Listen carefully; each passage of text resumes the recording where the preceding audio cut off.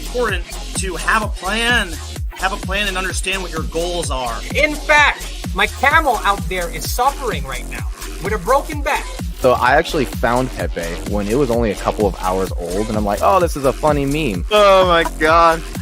Yo! Who is this degen? The old man is swing trading over years at a time. And it's like, that's where the real money is made. The answer is a permanent loss. With single-sided staking, you don't have to worry about impermanent loss. When really, at the end of the day, it's just the matter of a macro market. It's just what happens. If you're aware, if you're disciplined, you can hone that into further financial growth. Financial freedom, so where you can actually live life and not have to be constantly living paycheck to paycheck. I mean, that's the ultimate goal, more or less, right?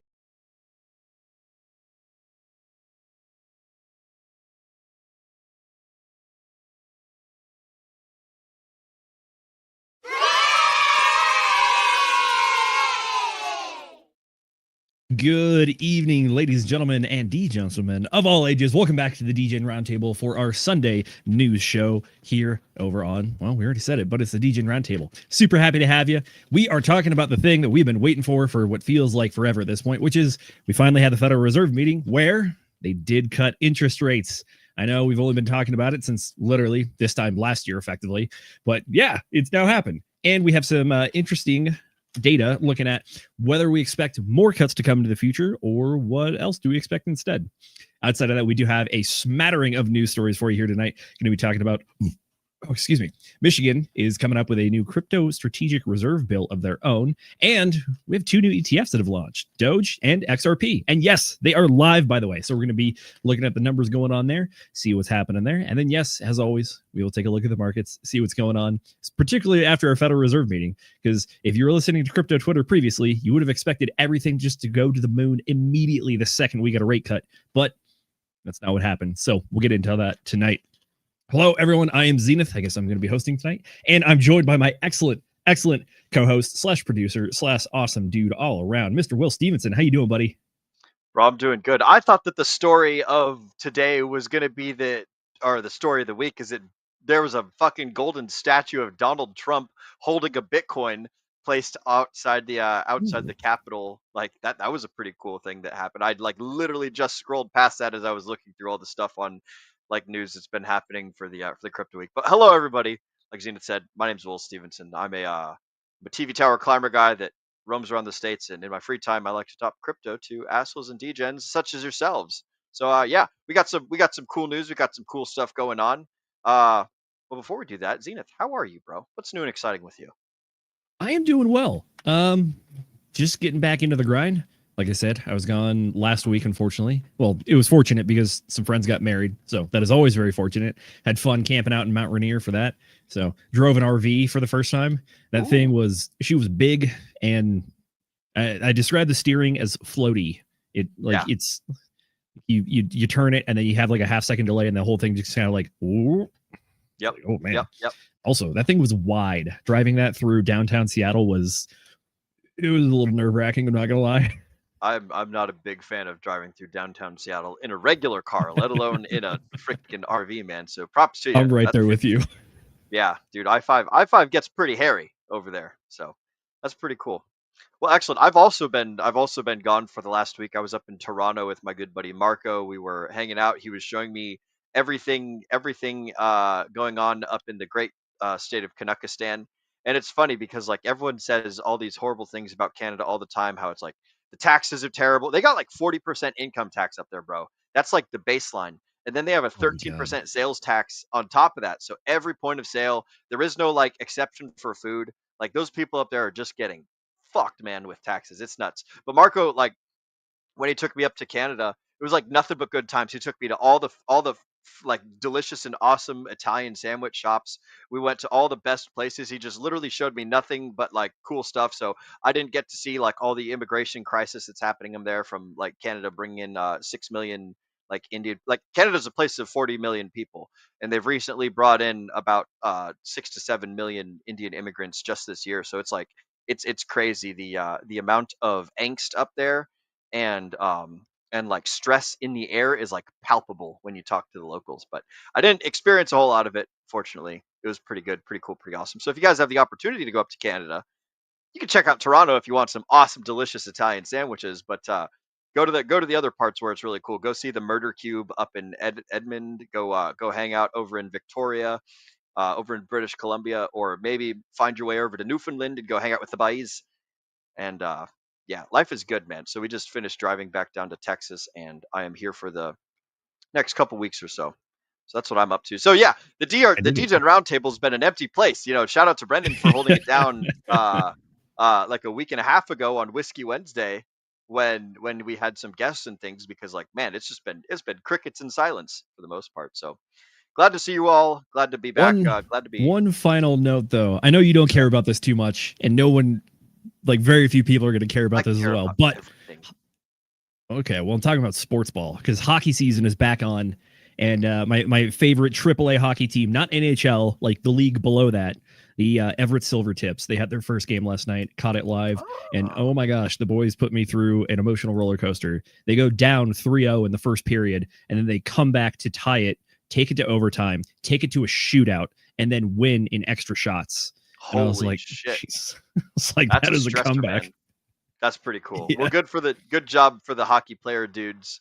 Shout out to Malcolm Gladwell and his book Outliers, teaching us how hockey players get to be awesome by being born in January. March. Yeah.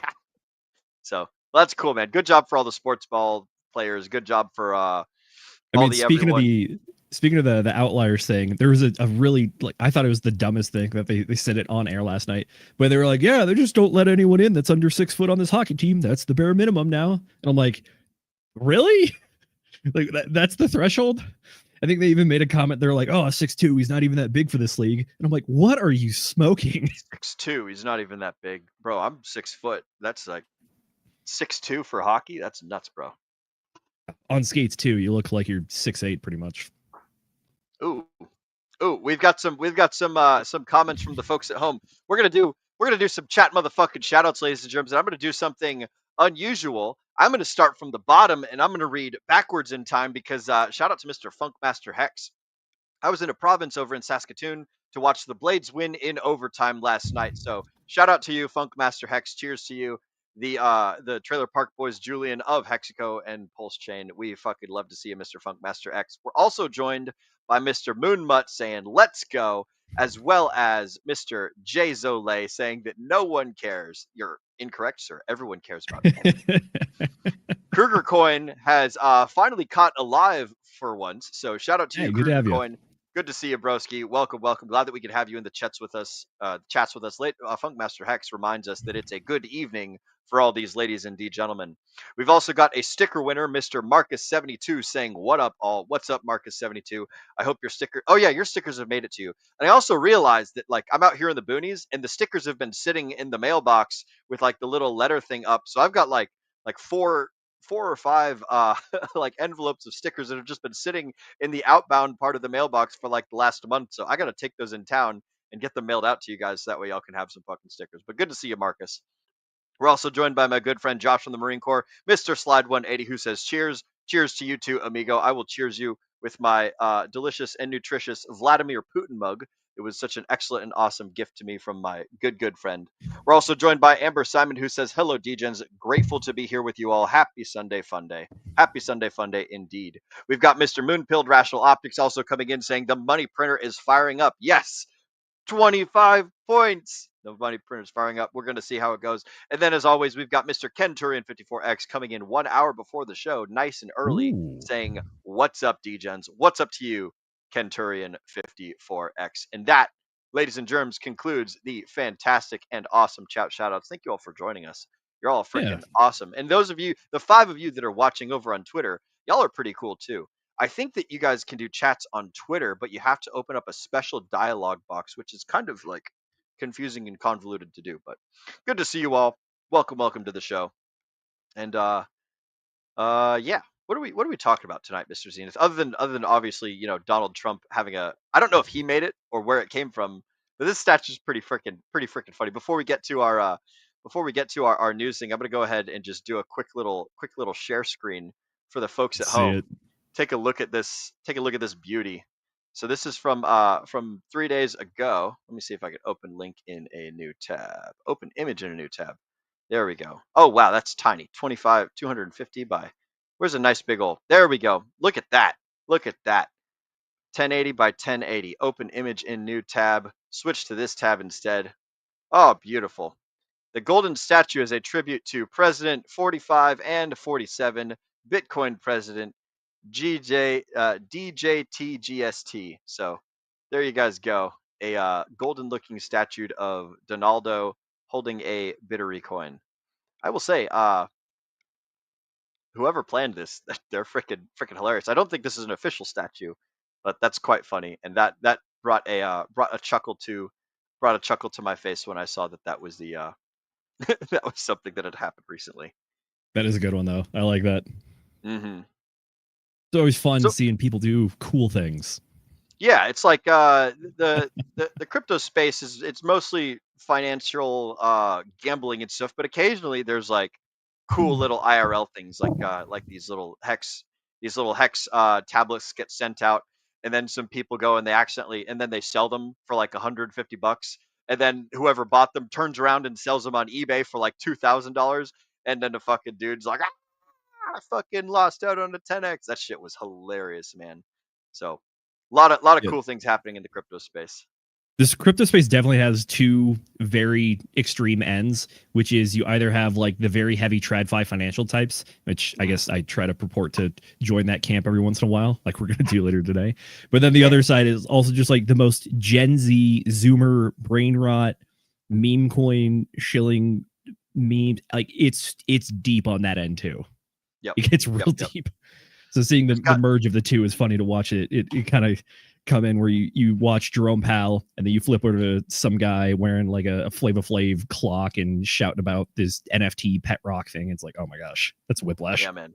There's all sorts of crazy stuff going on. Oh, and by the way, for those of you guys that don't know, Binance, the Binance token has hit a new all-time high. So shout out to Binance and everyone over there doing all the cool things with their little buy and burn. I hear that they've got some cool things in the pipeline, and I've always been a big CZ fan. So lots of like, traditional finance folks, just like you're saying, Zenith, the degens, and then there's also like the folks in the in between that are just making out cool products that don't necessarily have to do with TradFi, but that are a little bit degenerate. And I think that there's room for everyone in crypto.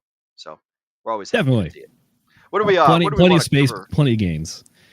Well, I know what we're going to be covering. Step 1 is read the official press release. Step 2 is get into the clips. So, ladies and gentlemen, here we go. Can you tell us what this is real quick for the folks at home that are listening and don't have the screen pulled up?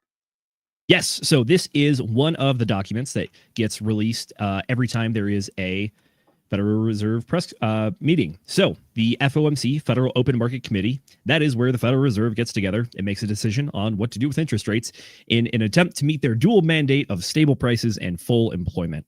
So we had our meeting on the 16th and 17th. The 17th, the second is whenever they release anything. What you usually get is a statement, which is what I'm going to read off here, but you also get projection materials. This one is especially fun for the nerdy types like me because you get some cool charts that look like this, where you can look at what they anticipate things are going to be looking like in the future.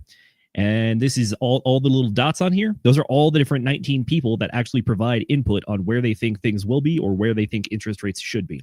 If you want the TLDR for this one, just go to the first page and they give you this big table where it pretty much just tells you exactly all the rest of the data, but in a more succinct manner. So you're going to look at like what they expect GDP to be, what they expect the unemployment rate, PCE inflation, core inflation, and then also importantly, what they project they're going to have the interest rates at. So 2025, this is the median. You have a central tendency in your range. So more data, but really you can just pay attention to the median one here. So they are projecting that by the end of the year, we're going to get down to 3.6% in interest rates. And then by the end of 2026, assuming nothing changes, but by the way, it will, they predict that based on everything, it should be 3.4, then 3.1 in 2027. But overall, you can see that their longer run is they would like the interest rates to be at 3%. Currently, we're at 4%, but again, more data. I like it. It's good stuff. Anyways, let's get into it. All right, the Federal Reserve press release. Recent indicators suggest that growth of economic activity moderated in the first half of the year. Job gains have slowed, and the unemployment rate has edged up, but remains low. Inflation has moved up and remains somewhat elevated. The committee seeks to achieve maximum employment and inflation at the rate of 2% over the longer run. Uncertainty about the economic outlook remains elevated. The committee is attentive to the risks to both sides of its dual mandate and judges that downside risks to employment have risen. In support of its goals and in light of the shift in the balance of risks, the committee decided to lower the target range for the federal funds rate by a 0.25 percentage point to 4 to 4.25%. Basically 4%. Just go with the lower number. In considering additional adjustments to the target range for the federal funds rate, the committee will carefully assess incoming data, the evolving outlook, and the balance of risks. The committee will continue reducing its holdings of Treasury securities and agency debt and agency mortgage-backed securities. The committee is strongly committed to supporting maximum employment, returning to 2% inflation. In the assessing the appropriate stance of the monetary policy, the committee will continue to monitor the implications of incoming information for the economic outlook. The committee would be prepared to adjust the stance of the monetary policy as appropriate if risks emerge that could impede attaining the committee's goals. The committee's assessments will take into account a wide range of information, including readings on the labor market conditions, inflation pressures, and inflation expectations, and financial and international develops. Voting for the monetary policy action were Jerome Powell, the chair, and then a bunch of other people. There were people voting against the action who preferred to lower the target range by a 0.5 percentage point at this meeting. So we actually have a slight difference of opinion. I do have a clip for that one, by the way. But yes, there you go. Short and sweet. That's the presser. So at a glance, how does that sound to you? What is this conveying to you, Will? Money printer go burr, but not as fast as we want. Yeah, you're not wrong. And yeah, Moon Pill Rational Optics is also not wrong. The money printer is firing up. Notably, we have been waiting for a interest rate cut for literally since the beginning of 2025. Back at the end of 2024, they were projecting 4 quarter-point cuts for the entirety of 2025. Well, as it stands right now, we only have 2 more meetings to go, meaning October 29th and December 10th. Those are going to be the ones where we get a decision coming out. And, well, that's only 2 more. So at best, we could get 3 cuts for the year of 2025, maybe a 4th at the beginning of 26, but we'll have to see what goes on. The overall speculation right now, as it stands, oh gosh, ooh, there we go.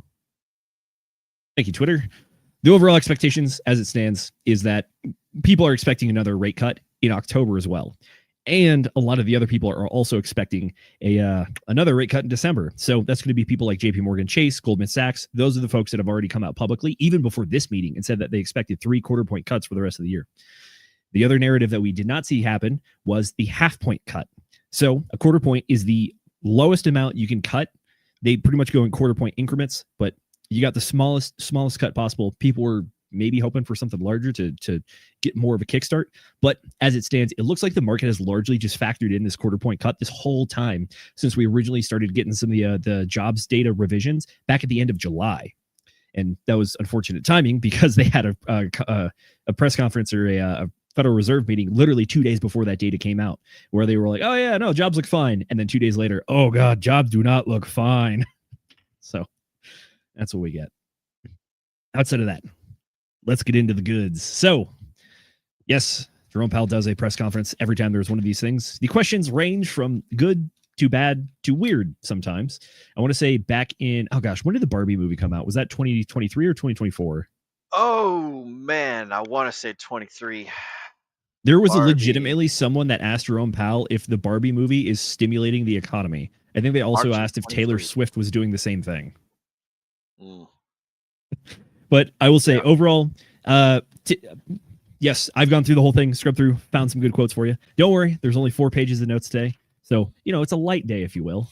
But outside, yeah, I suffer through this so you guys don't have to. We'll just bring you just the sauce. Overall, though, a lot of the questions were surrounding the jobs data and then the balance of risk, whether it's jobs versus inflation. The overall sentiment from the press conference was that Jerome Powell and the rest of the board believe that there is a higher risk to having unemployment spike up faster and more substantially than inflation spiking. So that is the precedent that they used to take the actions that they did today. And we're going to get into some of those things right now. So let's get into it. 10:45. Let me know if you have any issues with the hearing, but it looks like it should be good. Under what circumstances would a larger than 25 basis points rate cut be warranted? And how seriously was that option entertained at your meeting this week? there wasn't widespread support at all for a 50 basis point cut today. You know, I think we've done very large rate hikes and very large rate cuts in the last 5 years, and you tend to do those at a time when you feel that policy is out of place and needs to move quickly to a new place.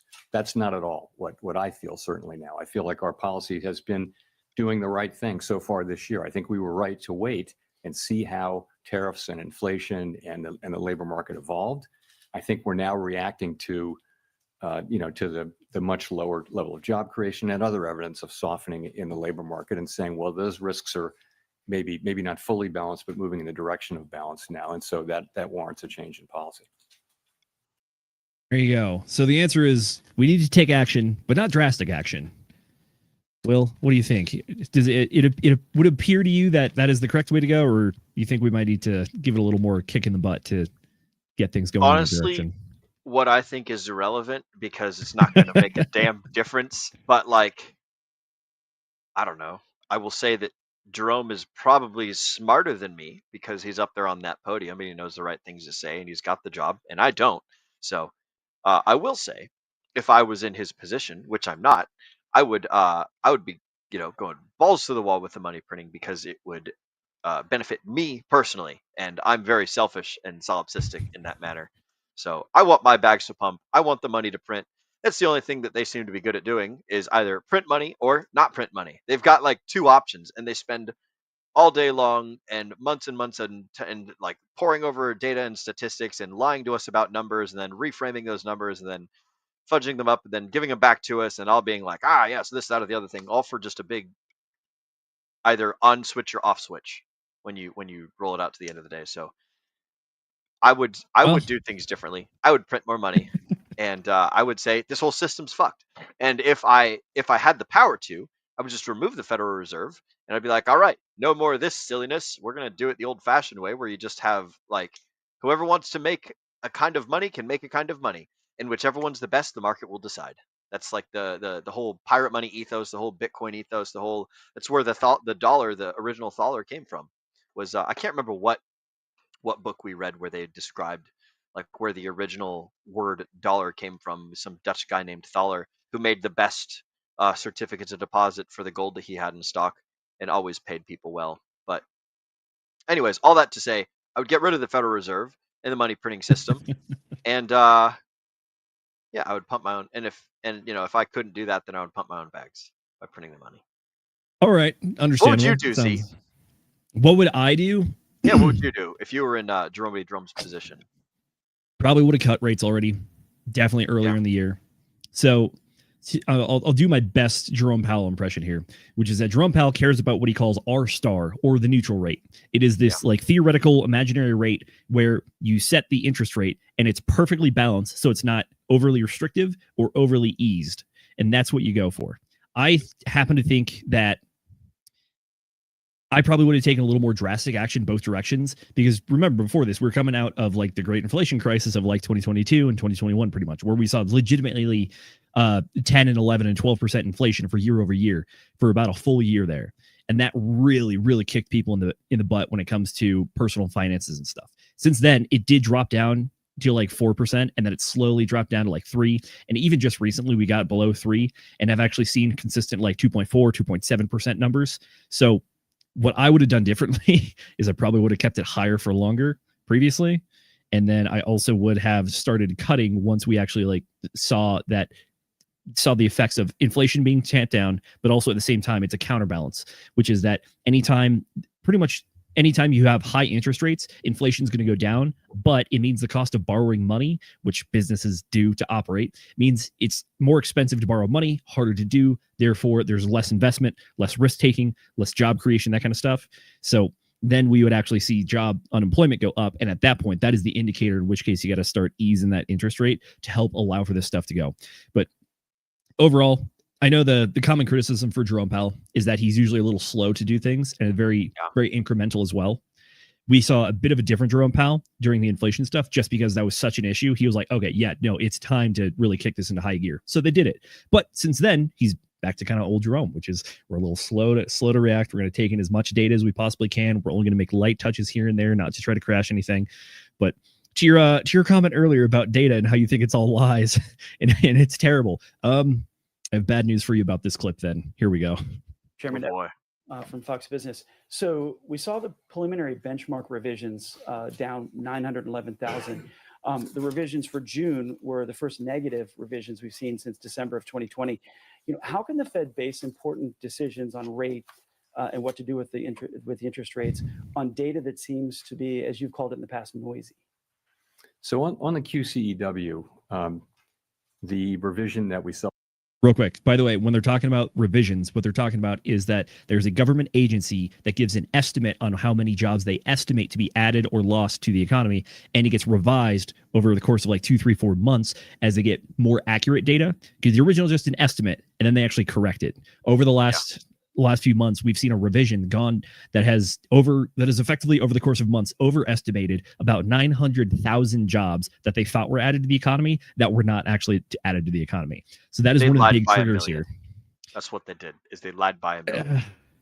Pretty much. It's not good. And the thing to keep in mind, though, is that number comes from late 2024 through mid 2025. And then if you remember, probably back in October of 2024, we also covered a very similar story where under the Biden administration as well, they had another correction over the course of a couple months where they overestimated by about 800,000 as well. So this, unfortunately, has been a trend that's been going on for multiple years at this point. But let's see what Jerome has to say.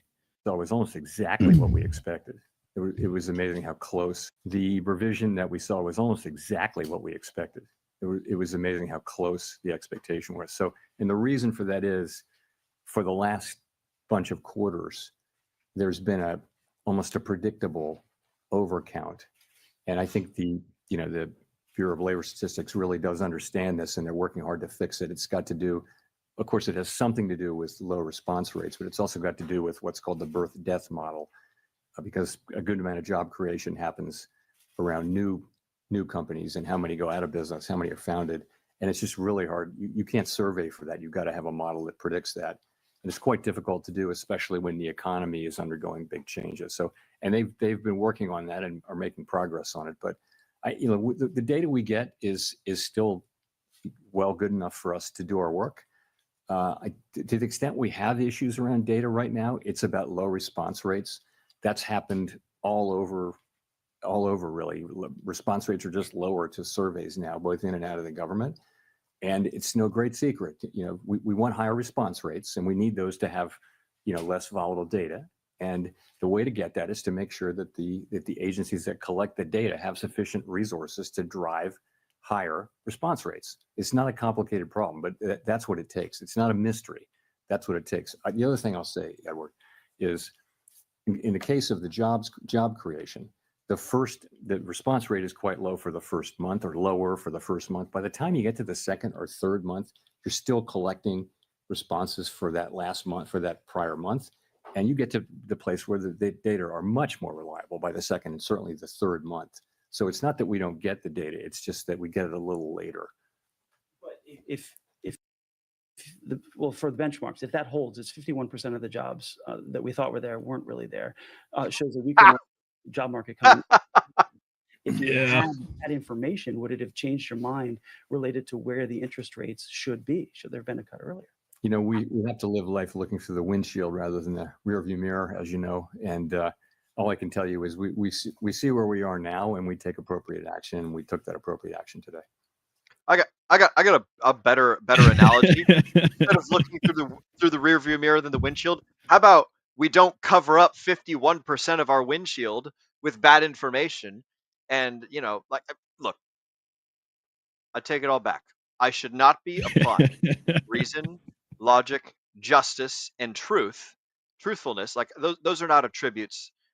Those are not qualities that I should attribute to any part of the U.S. government or any part of the monetary system or any part of the implementations of control that are lorded over us to keep us, nice, fat, and happy, living in our little boxes of slavery and servitude. So, I don't know why I try and have logical arguments and try and point out the flaws in what they're doing. I don't think I would be. It's like you don't argue with someone who's intrinsically against everything that you stand for. You should save your breath. So I'm going to point out all the flaws for the folks at home who don't know about this stuff and don't realize that the government's lying to you, the Fed is lying to you, that like the numbers are cooked so they can sell a story. So that way the people can be given some sort of like nice little campfire fodder to calm their worried souls. But this is just some of the garbage that the government does. I don't know. Am I crazy here, Z? Am I wearing too much tinfoil on my hat? Look, the libertarian side of me agrees with everything you just said wholeheartedly, but I also try to be I try to give these people a little bit of grace, even if they necessarily don't deserve it. But this is a very difficult task. This is effectively trying to manage the largest economy inside of the entire world. And this is realistically one of the only places in the world that has a Federal Reserve that drives interest rates instead of just letting interest rates be what they are with the banks in a free market. There are many downside effects to that. There are some good effects to it as well. But look, are you entirely wrong? No. But I think that the things that you care about and the things that they care about don't necessarily line up. I think that in this kind of place, it's definitely still best to operate under the idea that everyone is trying to be a rational actor for their own interests. It just happens that I think your interest might be rather different than Jerome Powell. Yes, my interests happen to benefit me rather than take power away from me, which is what their interests seem to have the end result of. That's fair. That's fair. But overall, how do you feel about that? I mean, you pretty much laughed at it when they said, like, yeah, you are like 51% of it is just trash. So how are you making decisions off this? And he's just like, look, let bygones be bygones. Let's move forward. It's no. How about you go fuck yourself, Jerome? Like, I'm just kidding. Jerome's a nice guy. Jerome's a good guy. They picked a good puppet to be their spokesman up there. I'll say this much: as much flack as we give certain figures in this space, in Jerome Powell's space anyways, Jerome Powell is actually, in my opinion, one of the better ones. He's usually a pretty solid guy. He's not swayed very much by outrage and people shouting at him. Like, he has a plan in mind, and he usually, like, pretty much always sticks to it. And he's also a pretty straight shooter. So that's why we pay attention to these Federal Reserve meetings, because the things he's saying here are what he actually believes and what they think and what they've discussed behind closed doors. And this is one of those few fleeting opportunities where we actually get a peek behind the curtain and see what they got going on. Unfortunately, we have to rely on people from like the New York Times to ask questions about it. And we don't get the best questions all the time, but it is a good peek into what's going on. As far as the jobs data goes, though, he mentioned it, which is that BLS, the Bureau of Labor Statistics, they have a flawed system, but they understand the flaws in the system, so it works for them. I guess the best analogy I could give you is like if you have a rifle with a scope on it and you know that it like holds like 3 feet left of where you're aiming. Is it on target? Technically, no. Can you use that effectively if you know what the bias is? Yeah, you absolutely can. And I think this is similar here with the jobs data that they get. He mentioned it very fleetingly, or it might be in another quote that I didn't quite pull for the highlight reel, but Jerome Powell mentions that they also have their own internal surveys outside of what the Bureau of Labor Statistics give them. And this goes the same for all the big Fortune 500 companies out there. They have a large team. Each of them has a large team dedicated to looking at public data and then gathering their own private data that they don't even release to people, but they use it for internal uses. And the Federal Reserve's no different. So the data isn't perfect. Am I happy that we're using imperfect data for arguably one of the most important decisions in the world for the economy? No, it doesn't inspire confidence. Not at all. But unfortunately, that's not going to change. I think my analogy for Jerome Powell being a good choice is kind of like, when you're in a building and you hear over the loudspeaker in the building, like the 1MC on ship or the intercom system at school, you hear like a nice, pleasant voice that's calmly telling you to exit the building while the building's on fire. They picked a good guy to be on the intercom to calmly walk us out the doors, while reporting 51% inaccuracies and which rooms are on fire and how many people are getting out unscathed and, et cetera, et cetera. Yeah. Drum's a good speaker. He is a good orator. I would agree with that for sure. Very good orator. Outside of that, though, let's get into some more of what he's seeing over there. So next clip, let's go. We're moving in the direction of more neutral policy. How concerned are you about the slowdown in the jobs market for households at home, especially younger Americans struggling to land a job? So it's an interesting labor market, and obviously we think it's appropriate that we reduce our rates so that we become more neutral, which presumably will be better for the labor market.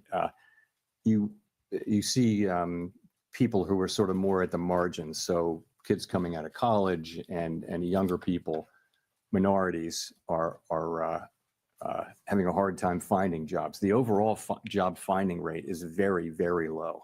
However, the layoff rate is also very low. So you've got a low firing, low hiring environment. And the concern is that if you start to see layoffs, the people who are laid off there won't be a lot of hiring going on. So that could very quickly flow into higher unemployment. In a healthier economy, healthier labor market, there would be jobs for those people. But now the hiring rate is very, very low. So that's been a growing concern over the last few months. And it's one of the reasons why we think it's appropriate that we begin to shift our policy focus toward a more balanced one. There you go. So low hiring, low firing. It's not that a bunch of companies are going out of business all of a sudden, people are getting laid off as a result. It's more of that businesses just aren't hiring. And if you remember, the last big round of tech layoffs that we had was back in December of 2024, January of 2025, and a little bit of February as well. I almost want to say Tuesday. That's not a month. But what we've seen since then is what's coming out in the data that we talked about. The job revisions are down. It's not that people are getting fired at an exorbitant rate. It's that no one's hiring at a rate. So I think this person had a really good question, which is like, hey, people are struggling, to find a job, getting into the labor market, and even people that are in jobs are seeing low transferability between job hopping. So I think that it's become very clear that the economy has kind of entered a new meta game, so to speak. The different metas that we had previously, which is like during COVID, remote work and tech jobs just skyrocketed a ton. People were looking for that all the time. It was definitely the job seekers market. And then after that, 2022, 2023 shifted. We saw return to office stuff come out. We saw that it was definitely kind of a bit of a bubble. And then it actually changed. And instead it became the hirers market, where they had a plethora of talent, and a lot of people were competing for very few remote jobs, which a lot of us had come to very much enjoy. And then now we're in a new market where it's pretty much we're not getting layoffs, but we're also not getting hires. So if you have a job right now, there is a very high incentive to keep your job so that you don't have to go into the modern hellscape that is job hunting. So as a result of that, the reason that they started the stance today, which is that they're looking to make it so that more people are willing to take risks and start businesses, so that those job openings do happen and they can get that rehiring restarted. So that's why they're starting interest rate cuts here. And that's a very important little like tidbit that he throws out there. Might be reading between the lines a little bit, but he's explicit about it in some other clips where he's like, yes, did we do a 1/4 point cut today? Yes, this is part of an overall strategy though, which is that we are shifting towards a new paradigm, meaning that there's probably more cuts to come. It's all part of a bigger and bolder strategy. We'll see. Hopefully, that's what we can hope for. There's just been a whole lot of nothing happening lately, and I think that folks are getting tired of nothing happening. Folks are getting tired of like things feeling like shit. Folks are getting tired of their money not being able to do anything for them, and people that hold risk on assets, cryptocurrency, I wouldn't say housing is risk on assets, but like things that appreciate when the money printers start printing, they're going to probably start feeling pretty good, and the people that don't hold those things are going to feel even worse. So if you guys are still employed, I would highly recommend that you talk to your employer and you say, hey, check it out, I need a 5 to 8% increase in my wages every single year to break even, because that's the rate at which the money is printed. They might try and reference the 3% that the government does whatever, but depending on how much leverage you have with your employer, you could say, hey, listen, I don't care what that number is. This is the number that I need because this is the baseline. Like I'm not getting better. I'm producing a level amount of quality for your business. I can guarantee you that your business, whoever your employer is, they're jacking up their prices every single year to keep up with inflation and keep up with things. And if they're not, they're going to get outran by other people who are. So there's things that you guys can do it at an individual level, and there's things that the government will do at the government level. But ultimately, getting out of the dollar, getting into things that hold their their value during inflationary times, which we're probably likely to see as soon as these rates go down in the next few years. That might be the best thing. Of course, none of this is financial advice. This is just me, some asshole on the internet, talking about my thoughts and feelings. But that's what I think. What do you think, Z? I think you're really onto something there, which is like a lot of people do have the 3% inflation or cost of living adjustment that's part of just normal employment. But the data does show that it's kind of higher than that. And then also at the same time, theoretically, if you are fully employed in a workplace, you are learning and growing the entire time. Therefore, your labor is also becoming more valuable. So you should probably get paid a little bit more to compensate for your higher level of capabilities, skills, efficiency, whatever it is. So yeah, that's why in the past the meta of job hopping was that, look, if your current employer is not willing to increase you, maybe look for a new employer who's willing to pay more to acquire you, because that's just what was going on. But, yeah. Either way, though, money is the biggest, like one of the biggest stressors in the world outside of like your health. So having a stable job, I think, is very, very important. Also, getting paid well for your job is also very important. That kind of calls back to some of the other press conferences that we've covered, where they even asked Jerome, they're like, hey, you say you want full employment. We're looking at a lot of people are underemployed. What that means is that they have capabilities of a certain level, but the job opportunities for those things aren't there. So they have to work at a lower level where they're not being fully utilized, or they're even doing the thing where they're doing gig work on the side. People are picking up 2-3 extra jobs just to kind of make ends meet. But yeah. Either way, though, I mean, next, it's pretty necessary. You got another clip for us? Yes, I do. I gotta. Yes, go for it. Colby Smith for the New York Times. Should we be viewing today's cut? By the way, Agent J loves Colby Smith. As the committee taking out some insurance against the possibility that the labor market is at risk of weakening, or is it the committee's view that the dynamics of a downturn are already in place? I guess I'm just trying to square the shift in the rate forecast in the SEP towards more cuts than just 3 months ago, with the fact that the forecast for unemployment didn't change. Yeah, I think you could think of this in a way as a risk management cut, because if you look at the SEP, actually, the projections for growth this year and next actually ticked up just a little bit, and inflation and unemployment didn't really move much. So what's different now? What's different now is that you see a very different picture of the risks to the labor market. You've seen, we were looking at 150,000 jobs a month at the time of the last meeting, and now we see the revisions and we see the new numbers. And I don't want to put too much emphasis on payroll job creation, but it's just one of the things that suggests that the labor market is really cooling off, and that tells you that it's time to take that into account in our in our policy. There you go. How does that sound? We're cutting rates to mitigate risk of a downturn, aka recession. Does that seem like that was on the table if the rates were not going to be cut? I don't fucking know, man. It's possible, but I don't know if it's exactly the same kind of stuff that we've been looking at in the past. One of the things he does specifically reference in this meeting is that the GDP forecast actually went up slightly. I think it was sitting at like 1.6 and it's looking at 1.8. By the way, that is inflation adjusted. So accounting for inflation, it's probably closer to like 4.6, 4.8. But overall, GDP go up. So economy good, right? That's the whole story? No, it's not. The jobs is the other half of it. Just because the line goes up and the stock market is at an all-time high, which they did ask him about, by the way.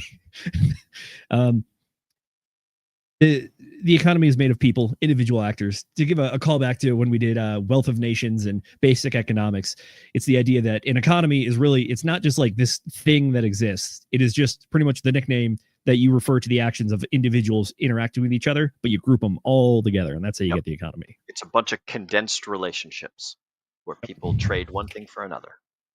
Exactly. And one of the things he also references in this press conference is that it looks, the risk to job loss is that if people are worried about losing their jobs, they're going to spend less. Money is circulated throughout an economy, creating what's called the velocity of money.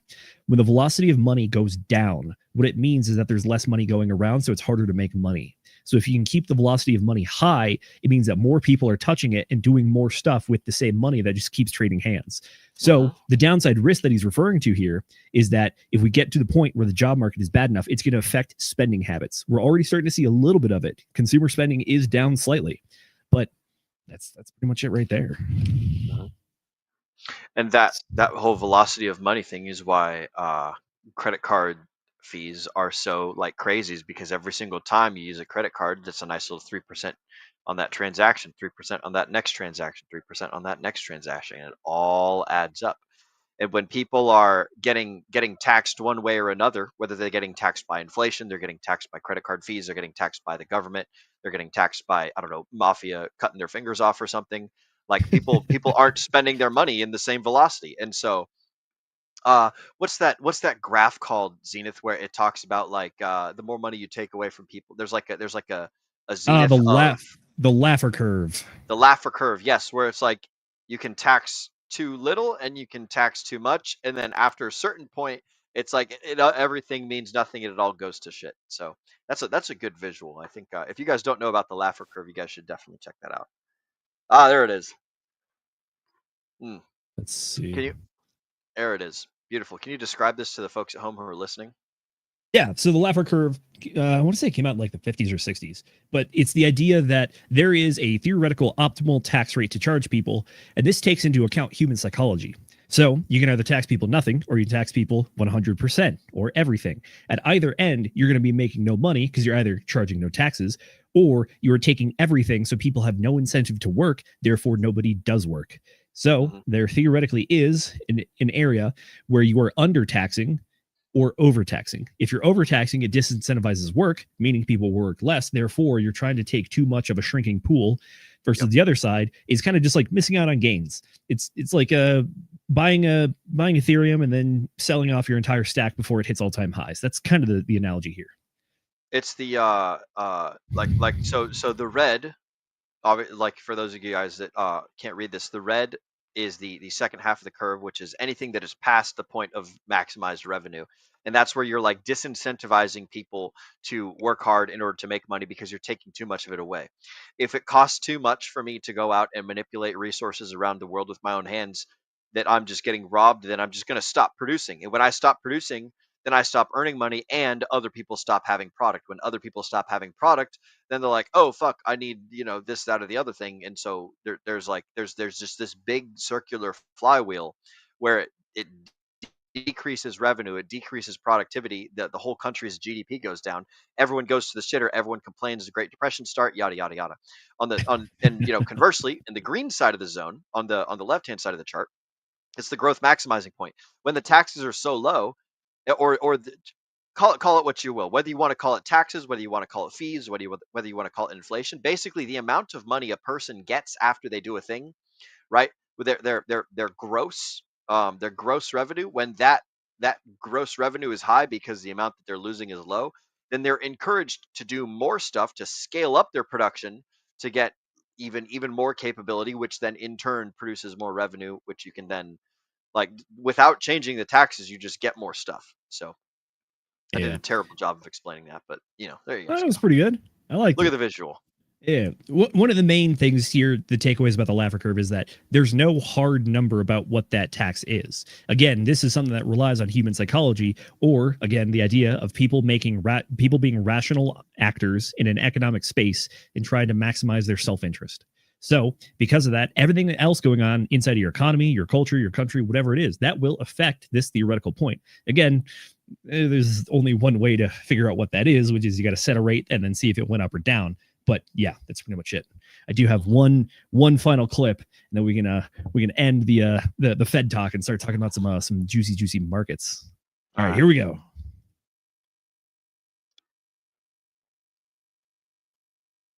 Oh, we still got the Laffer curve. Sorry, my bad. Just to follow up, this rate cut is coming at a time when the stock market is at or near all-time highs, and some valuation metrics are elevated historically. Is there a risk that cutting rates could overheat financial markets, potentially fueling a bubble? We're tightly focused on our goals, right? And our goals are maximum employment and price stability. And so we take the actions that we take with an eye on those goals. Separately, and that's why we did what we did today. Separately, we monitor financial stability very, very carefully. And, I would say it's a mixed picture, but households are in good shape. Banks are in good shape. Overall, households are still in good shape. in the aggregate. And I know that people at the lower end of the income spectrum are under pressure, obviously. But from a financial stability perspective, we monitor that picture. We don't have a view that there's a right or wrong level of asset prices for any particular financial asset, but we monitor the whole picture, really looking for structural vulnerabilities. And I would say those are not elevated right now. All right, there you go. We're at an all-time high. Could turning on the money printer just cause more inflation? Absolutely not. Nothing could ever go wrong. What are you talking about? Yeah, that's crazy talk. I'll have none of this. Look, I'll put it this way. Jerome Powell's job is not to worry about the stock market. It can be an indicator that he can use to justify certain arguments and kind of shape that narrative. But overall, like he said towards the end there, it's like, we really don't care about asset prices too much. He did talk about housing, and there's a bit of a housing shortage, and that's one of the reasons that he believes that housing housing purchases have been very, very much down this year, like record level low. So he thinks that maybe affecting interest rates should help with that a little bit, but he also said a quarter point is probably not going to do anything. When it comes to the other assets, though, I think it's, if you've been watching this show long enough, you know that the whole reason that we're in crypto, A, is to make money, but B, is also to hedge against inflation by purchasing assets. So with the interest rate cuts, it's very possible that you can see asset classes actually start to go up overall, which, by the way, crypto is included. So that's why overall, is the economy looking too great? The answer is it's been better. It's not definitely in the shitter by any means, but it's been better. The thing that we care about is the crypto bros, if you will, is that, yes, the money printer's turning on. It means the cost of borrowing money goes down, meaning risk-taking and investment goes up. And hopefully that should help create a risk-on environment where people are more willing to put money into things like crypto, which means that more buyers than sellers, price go up. Pump my bags, baby. Yes, sir. Speaking of which, let's shift a little bit. So, Will, based on this news, are you inclined to believe that Bitcoin just went to the moon? No. I mean, I already know the answer. Bitcoin's been crabbing at, what is it, a kangaroo market, where it just fucking hops sideways instead of a bull or a bear. Like they've been chilling between like 13 to 17,000 for the last God knows how long. It's just been chopping. Will, do you consider yourself much of a technical analyst? Nope. It's funny you pick those numbers because those are the exact price targets that people that do analysis have been talking about for the last 2-3 weeks. Those are the very critical levels, is 113,000 and 117,000. So here we go, getting into the charts a little bit. We are on what I believe is day 21 of a 60-day cycle. Our Federal Reserve meeting happened on Wednesday, so that's going to be this one right here. This red candle with a big wick down to the downside.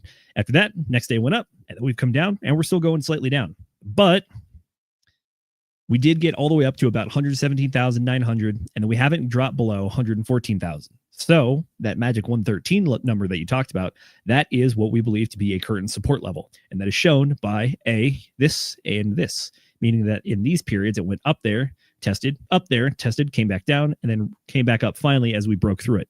So if price goes down again, that might be a level that it becomes kind of sticky around. And that 117 level, that is from this area back here in July, which is that was pretty much the support level there. So we really got to get up and past that 117,000 level to stay above it pretty good. What's been going on right now is that, yes, like you said, we've been hopping sideways pretty much for like 2 weeks effectively there.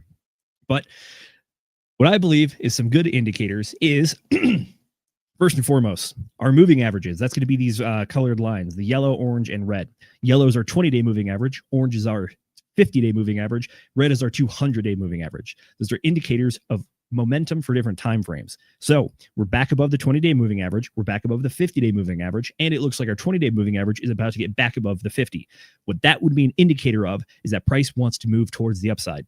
Based on the fact that we just got an interest rate cut, and we've been waiting for this for a long time. Granted, it was factored in pretty heavily, which can explain some of the other pumps going on outside of just people getting into the market and traditional finance pumping a lot of money. But overall, I'm curious to see what we do. This is the candle that just started today, or at the top of the hour when we went live for the show. So I think that this is a bit of a critical point, because if we can bounce off of these moving averages and treat them as support, that will be an indicator that there is a resistance to going down, and there should be a little more ease in going up. So when it comes to that, that's what I'm looking at. Let's pull up the RSI real quick. Or the relative strength index. I don't need two of them. Thank you. All right, so relative strength, we are down and we have crossed our moving average for that. So is that a great indicator? No, but what could be a good indicator is if we can actually find a low here higher than our previous low over here. So that way it can actually create support for it. So overall, we've definitely seen more bullish action going on. And it looks like the Federal Reserve meeting didn't really have that much action associated with the charts. So overall, from that standpoint, kind of scratching our heads a little bit. It's like, you guys were asking for this for a long time. What are you doing? Right? Why sell?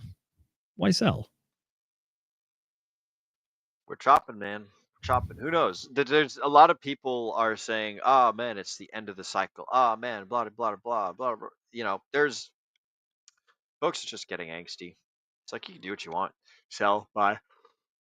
Look, whatever. I hear that. Maybe they're in and by the profit. way, they might be. Good chances that a lot of people are in profit, by the way, based on where the market is at, unless you've been buying in the last like month or so. If you bought before that, odds are you're definitely in profit. But Will, you actually hit something right on the head there, which is that I gotta what percentage of Bitcoin are in profit? That would be an interesting thing to know. There is a little bit of confusion about what's going on. So what we have here is a tweet talking about the altcoin indicator. This is a 0 to 100 index talking about whether it's Bitcoin season or altcoin season based on which one is performing better. We recently had a spike up to about 78 here and a little bit higher based on which indicator you go on. But the other chart looked a lot funnier. The other one that you sent, the one by Crypto Goose. Yes. The one where it's just a straight up. Yeah, there it is. Looks like a glitch. But sorry, I should have interrupted. What were you saying? No, you're good. I was gonna say you hit it square on the head though, which is that there's confusion going on, which is like, what the heck's going on? Like, all right, Bitcoin's not going up. Altcoin season indicator says it's altcoin season, but then if we also flip over to things like Ethereum, Ethereum's not giga pumping. Cardano's not giga pumping. AVAX is doing pretty good, but it's not near all-time highs previously that we had earlier in the year. And then even if I will say, if we go over to Solana's actually looking pretty good. It's been chugging up very consistently for a while, but again, still not all-time highs or anything. So the question goes back to what the heck is going on? Oh gosh, I definitely just missed all the different charts I showed, but whatever. The point still stands. So we ask ourselves, what are we doing here? What are we even doing? Well, let's flip over to CoinMarketCap. CoinMarketCap has their own altcoin season index. Again, 0 to 100. Currently, we're sitting at 70. And according to them, we hit 78 on the 19th, aka Friday. So Friday, if we flip back over to the old Bitcoin chart, Saturday was here, slightly down. Oh, let's look at Ethereum. Saturday was here, slightly down. Cardano, Saturday was here, slightly down. What the heck? So yes, our people, the general consensus on the crypto space from what I'm saying is, yeah, people are confused about what's going on because we have indicators like this suggesting that it's very much altcoin season. To get into the data, what you do is you measure coins' performance over the past 90 days, and then you compare them to Bitcoin. So all these green lines, that is the percentage of assets that have moved. If we go down here to our orange line, that's Bitcoin. That's the metric that we're measuring against. So top 100, there's a good bunch that are green and actually outperforming Bitcoin. But at the same time, there's a bunch of other big names that are not doing nearly as well. But if we go back to the top of the chart, here's what I would posit as my explanation for why we're getting the altcoin season indicator. There are a few assets that have performed exceptionally well over the last 90 days. This one here, Mix, 9,700%. The M token, 3,300%. Aster, 1,500%. And then we get down to some of the other stuff where we got like Pengu, which Agent J is a big fan of, 245%. Chronos token, the one that we covered during the World Liberty Finance pump, 156%. And then we even have stuff like Ethereum and AVAX at 83 and 82%. Ethereum is an interesting one because if we flip back over to our chart here, well, let's see what Ethereum's been doing over the last 90 days. Let's go grab our tools for date range. Here's today. There's 90 days. Wow, look at that. It lines up pretty well with a big dip and then also a pump after the Ethereum price had been suppressed for a long time there.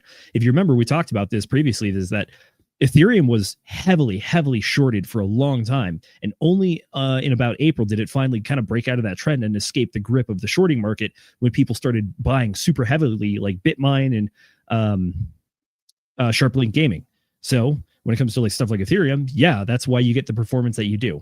Is it like a 5x or anything? No, it's 80%. So it's not even a 2x. But at the same time, though, it's like, well, things are happening, just not to the same point that when you hear the term altcoin season, like, Will, if you see a bunch of people on Twitter screaming it's altcoin season, what do you think is happening?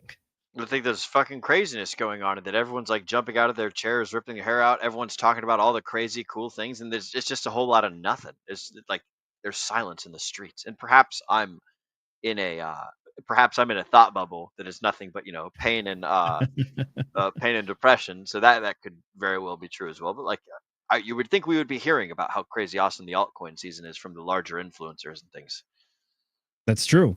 And in particular, I think the general consensus or the zeitgeist is that if people are shouting it's altcoin season, then that means that like all the like your L2s, your weird GameFi projects or AI tokens or even the meme coins are just going ballistic, and it's like people are retiring money. But instead, we kind of have what's going on now. So I want to flip over to another indicator, but I want to make you guess. It's our crypto fear and greed indicator. If you had to, again, it's 0 to 100. 50 is perfectly neutral. 1 is like giga bullish. 0 is it's all going to 0. Dear God, sell everything, buy a barrel and wear it for your clothes. So where do you think we're sitting today? I mean, probably in the middle, or like maybe lower than the middle. I don't know. I don't see anybody in like crazy amounts of fear, and I also see I see 0 greed. So I would say probably in the middle, probably around the 50s or 40s or 60s, something in that range. Will, I know you don't posit yourself as a technical analyst, but again, you are square on the money. 47, good sir. Yeah, it's just a whole bunch of nobody cares, nothing's going on. So it's just like middle of the road kind of stuff. Like nobody's greedy, nobody's terrified. It's just a blasé market. Like it feels like the stock market in cryptocurrency world right now, and it's horrible. It's boring. It's terrible. I don't like it. I want these highs and these lows and these gains and these losses. Like that's the jazz that I signed up for. None of this like, oh, creeping, crawling. Look at that. Bitcoin's done another $1,000 increase. Oh no, it's done $1,000 decrease. Whole bunch of nothing. I will say I am very much enjoying that you are just like this guy over here is like, yeah, that thing's probably happening. That exact thing is exactly happening. Oh my gosh. It's like oh man. You might be a crystal ball of sorts there, guy. I guess I am an indicator. I guess I'm the market indicator. I am the middle of the bell curve, ladies and germs. Come to me to know what's going on when I'm not even plugged in. There you go. Tell you what, though, we did have, I know you're going to call it the boring news, but it is news nonetheless. Let's get into one of our first stories of the night here. The XRP and Dogecoin ETFs to launch this week in another altcoin milestone. Mm-hmm. 2 new altcoin ETFs are expected to launch in the US this week, tracking XRP and Dogecoin as regulators. They've already launched. They launched on the 18th. They have. Yeah. Yes, so let me grab my. There you go. It's live. We're tracking it, baby. You guys can go get your Dogecoin and your XRP. There you go. Now the notably, volume. Yeah, go for it. Like what, 50 or 60 million in volume together, or maybe each in separate parts. Like it's not like mind blowing, but it's not nothing. It's something for sure. I don't have the volume numbers. I'll try to find them. But I think I saw it in a headline somewhere. I believe it. Yeah, XRP. But anyway, yeah. So it's kind of cool, Dogecoin, like Doge is at 25 cents right now, or 26 cents. It's like the bull market high of last bull market was, I want to say, like 60 or 70 cents, and then like the bear market low was somewhere around 9 or 10. So not too bad. It's done a 2.5x over its lifespan. And then XRP, they recently did their like 7x out of nowhere, or 6x, just back in last November. So like these are interesting tokens, and it's amusing that they're on they're as ETFs now. And also the SEC is starting to relax their ETF guidelines. Have you heard about that, Z? That's pretty cool too. So I'm interested to see what comes out with that. Like, is there going to be a Degen Roundtable token ETF? Is there going to be a Fartcoin ETF? Is there going to be a Pepe ETF? Like, how many ETFs can we squeeze onto the traditional finance exchanges? And are the traditional finance exchanges going to start doing 24-hour trading? That'd be cool too. It would be. But again, you were pretty correct there, which is that yes, the environment for launching ETFs has definitely gotten easier. And also, we're now realizing the thing that we've been talking about for probably over a year at this point, which is when's the next ETF? What are the next ETFs? Is it going to be a few? Is it going to be an avalanche? Is it going to be tons of them? Well, as it stands right now, we just got 2 in a week pretty much. So that's a lot more. The pace is picking up from when we launched the Bitcoin ETF in January of 2024, almost 2 years ago, and the Ethereum ETF, which launched in June of 2024. It's been over a year since that one came out, and now we get 2 of them in 1 week, and there's a bunch more in the pipeline. So if we flip back over to our tracker here, you'll see that there's a lot of stuff pending. All these are pending. Only one is live. Same with Dogecoin. There's even multiple Dogecoin ETFs that have been submitted, but only 1 of 3 was actually created. Solana has ETFs as well going, it looks like. We have 1 spot by, again, the same people that launched the XRP and Doge one, the Rex Osprey ETF. So there you go, number 5 as well. But yes, you are entirely correct with your analysis. So let me keep reading here. 2 new altcoin ETFs are expected to launch in the US, tracking XRP and Dogecoin as regulators warm up to crypto investment products. The Rex Osprey XRP ETF coming this week. The fund issuer said on Monday, trading under the XRPR ticker, it will be the first U.S. ETF to deliver investors spot exposure to the 3rd largest crypto market by current market cap. Rex and Osprey have cleared the SEC's 75-day review window and are expected to begin trading on Friday, barring any further delays, which are not. The product is set to launch under the it's boring. Unlike product, I guess it's not actually. The product is set to launch under the Investment Company Act of 1940, which provides a simpler approval path than the Securities Act of 1933, which was used for the Bitcoin ETF. Unlike products that directly hold the underlying asset, this 1940 Act structure allows the fund to launch automatically 75 days after the filing unless the SEC objects. This will be, quote, another good litmus test for 33 Act spot XRP ETF demand. That's some jargon. That came from the Nova DS president, Nate Geraci, adding that the futures XRP ETFs are already nearing $1 billion in assets.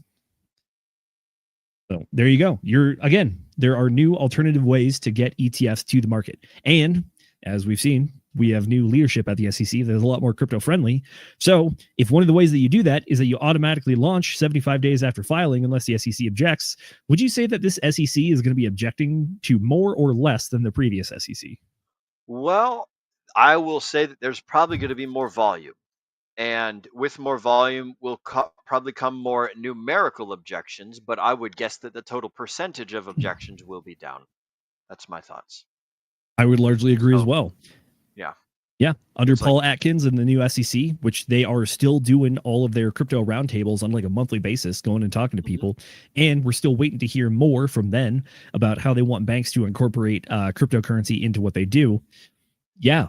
This seems like a very, very ripe environment for these kinds of things. So I would expect a lot more to come. I would not be surprised if we probably even double the amount of ETFs before the end of the year.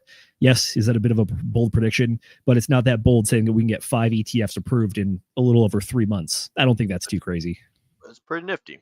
I think so. But the main point here is that it's finally happening. We're shifting. We're shifting to the thing that we've been talking about for a while. It's finally happening and it's here. We finally got the interest rates cut. We finally get the new ETFs coming. Things are happening after we've been waiting for it for like over a year at this point. I'm looking for the Ron Paul "It's Happening" GIF. I wanted to. I was considering using that for the thumbnail today, but it was hard getting that GIF on the thumbnail when it's pretty low quality. That's awesome though. Instead, I went with the classic Filthy Frank. Yep. Good. We do like Filthy Frank. Alrighty, tell you what, it's been an hour. Will, let's talk to some folks. We got some chats stacking up, and I know these guys got some good comments, so let's hit them. It's time for chat, motherfucking shout outs, ladies and germs. I'll go ahead and pull the comments off the stage so you have your full little zone. But we've been joined by Mr. Brightlight, who says, "What's up, guys? What's up to you too, Mr. Brightlight? Shout out to you, good sir. The most agreeable protocol on Pulse Chain, I believe. The yep, folks. We've got Mr. Hexkin Lost in Asia coming in saying, hey, Gens. Hey, D-Gens. Good to see you all. Good to see you too, sir. Mr. Hexkin Lost in Asia. Welcome to the stream. Always a We've pleasure. also been joined by our very own Mr. Simon Wunderwolf. Y'all right, chaps. Hope you're well. Hope you're well too, sir. Man, it's been a while since we've chit-chatted with Simon on stream. Good to have you with us, broski. You'll have to join us for a Whiskey Wednesday, or we'll have to do a stream with you at some point. But good to see you. We were chatting over in the DGen Roundtable Telegram and comparing notes and shooting the shit and stuff. We're also joined by Pulse Chain's #1 cheerleader. Shout out to Tam Tam, who says, hello, my lovelies, with the little heart. Hello, Tam Tam. Good to see you. We love you too. We're having a great time over here. And shout out to you with your fantastic onboarding streams that you do. I gotta join in on one of those and listen in and see what's up. But Tam runs these things every Tuesday. I think they go from 6 to 8 p.m. Central Time. So I'm pretty sure that's when she does them. And then I gotta start making. Oh man, I haven't got into that yet. I gotta start making videos on how folks can do like super simple, easy, stupid stuff. So that way, like when it's like, oh man, how do I set up a wallet? And it's like click on a thing. We haven't done that or anything here at the DGen Roundtable. But I know that you and Tracker Zenith are trying to do some of that over on the Walk the Block side as well. But cool. But anyway, shout out to Tam. Next up, we've got Mr. West saying, sup, gang. Would love to stay on with you guys, but at work. Sadly, catch you on the replay, gang. Abso-fucking-lutely, Mr. West. Catch us on the replay, gang. We'll always be here, live or replay. Y'all can find us, you know where. Mr. K. Hudson has joined us as well, saying that Pulse Chain is flatline till mid to late December. That's an interesting prediction, broski. And I'll say that Pulse Chain has certainly been a flatline for a long time. So it would be interesting. We'll see what happens. I've always I'm inclined to agree with Sami on the whole idea of countdowns are a bit silly, but we'll see what happens. Mid December sounds good to me. Just 2 more weeks, guys. Just 2 more weeks. We're also joined by Mr. Frank White. Bang bang, DGen gang, bang bang to you too, sir, Mr. Frank White. Shout out to Frank White, the creator of the plstart.me. If you guys need links for anything in Pulse Chain, you can go to plstart.me. Type that into your URL. It'll take you to an awesome, fantastic site that Frank, as far as I know, Frank is either the marketer or the lead dev or something, but he's always pushing that site. And so if you guys need links to Pateus, links to PulseX, links to I don't know. Man, what are some other things? Hex Scout, Coast. Links to all the Pulse Chain stuff. You guys can find it over on his little. There it is, right there. Fucking beautiful. I always like this thing. This is a great tool, a great thing to shout out, and I'm always happy to talk about Frank White's plstart.me. So there you guys go. Go check it out. You need links to anywhere in Pulse Chain. This is the good place to find them. We've also got Mr. Paul Sachs has joined us. The Pulse Chain laugher curve has been relentless. Maximum pain is achieved. Yes, indeed, it has been relentless, Mr. Paul Sachs. We have been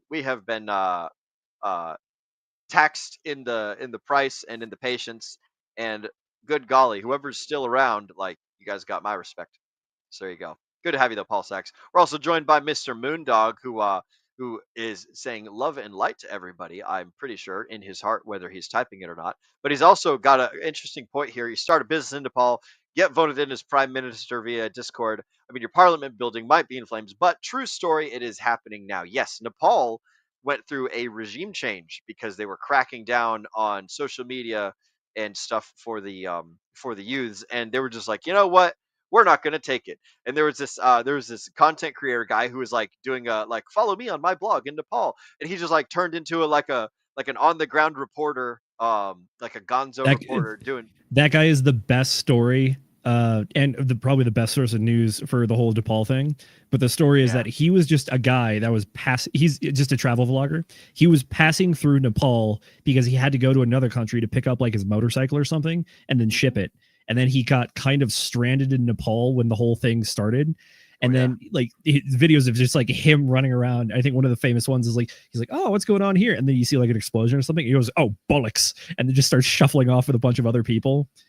But then the funny thing is that like all the revolutionaries in Nepal are basically treating him like a local celebrity / mascot, and they just like love on the guy every time they see him.